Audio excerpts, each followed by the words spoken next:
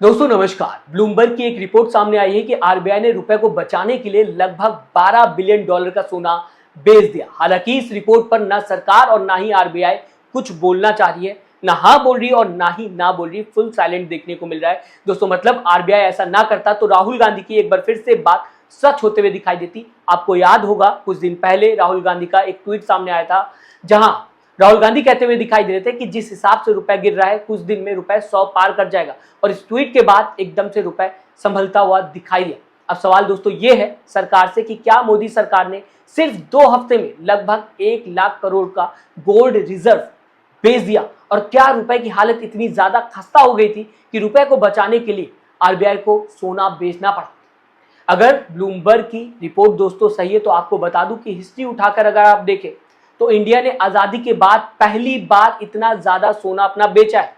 दोस्तों 1991 क्राइसिस में भी इंडिया ने अपना सोना बेचा नहीं था, बल्कि गिरवी रखा था, और बाद में उस सोने को वापस भी ले लिया गया था। फिलहाल आते हैं मेन टॉपिक पर। दोस्तों याद करो कुछ दिन पहले रुपए रोज गिर रहा था। एक दिन में 50 पैसा, 60 पैसा, कभी 1 रुपए तक गिरता हुआ दिखाई दे रहा था। 96.50 पैसा और 97 के आसपास पहुंच गया था रुपए। अपोजिशन, जनता सब सरकार से सवाल कर रहे थे कि रुपए क्यों गिर रहा है, इकोनॉमी को अपने क्या हो गया। फिर अचानक से रुपए स्टेबल होता हुआ दिखाई दिया। सबको लगा रुपए ठीक हो गया है, टेंशन खत्म होते हुए दिखाई दी। सबने इस टॉपिक को पूरी तरीके से ठंडे बस्ते में डाल दिया, बात करना इस टॉपिक पर खत्म कर। लेकिन अब ब्लूमबर्ग की ये रिपोर्ट सच खोलते हुए दिखाई दे रही। दोस्तों आपको ब्लूमबर्ग की ये रिपोर्ट बिल्कुल सिंपल लैंग्वेज में समझाने की कोशिश करता हूं। दरअसल ब्लूमबर्ग के इकोनॉमिक्स के senior Indian economist Abhishek Gupta ने पब्लिक डेटा कैलकुलेट किया है, जहां उन्होंने कहा है कि आरबीआई ने मई 2026 के सिर्फ 2 हफ्ते में यानी कि 22 मई तक 12 बिलियन लगभग 1 लाख करोड़ का गोल्ड जो रिजर्व था उसे बेच दिया, और इसी पीरियड में आरबीआई ने 7.5 बिलियन फॉरेन करेंसी एसेट मतलब कि डॉलर जो है वो खरीदा है। बाकी 4.5 बिलियन को मार्केट में लगाकर रुपए को सपोर्ट किया गया। दोस्तों क्योंकि मई में यूएस ईरान वॉर के चलते जो ऑयल था वो लगातार, क्रूड ऑयल की बात की जाए उसके रेट बढ़ते हुए दिखाई दे रहे थे, $100 पर बैरल के ऊपर चला गया था, और इंडिया को ऑयल इंपोर्ट के लिए बहुत ज्यादा डॉलर की जरूरत होती है। दोस्तों दूसरी तरफ रुपए की गिरती हालत की वजह से फॉरेन इन्वेस्टर्स अपना पैसा देश से निकाल रहे थे, और रुपए रिकॉर्ड तोड़ लो होता हुआ दिखाई दे रहा था। इसीलिए फॉरेक्स रिजर्व पर बहुत ज्यादा प्रेशर आ रहा था। तब जाकर आरबीआई ने अपना सोना बेचकर लिक्विड डॉलर बनाया ताकि रुपए को क्रैश होने से बचाया जा सके। दोस्तों अब यहां ट्विस्ट सामने आता हुआ दिखाई दे।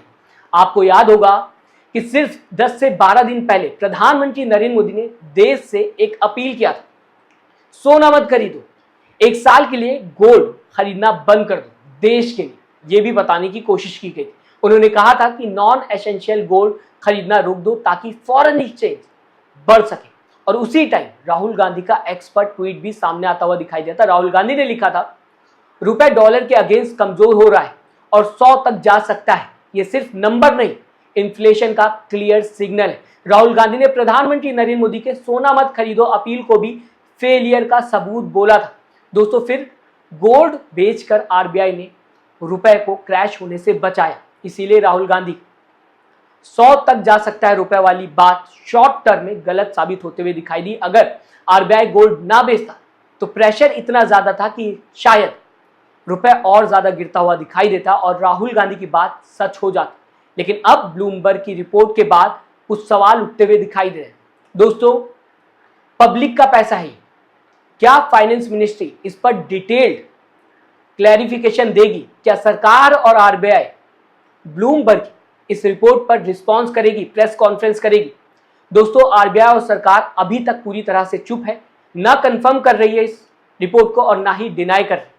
आपको क्या लगता है, क्या ये इकोनॉमिक इमरजेंसी का सिग्नल है या smart reserve management? Comment box में अपनी राय जरूर दें।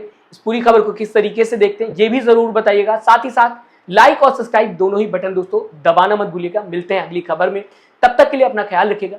नमस्कार।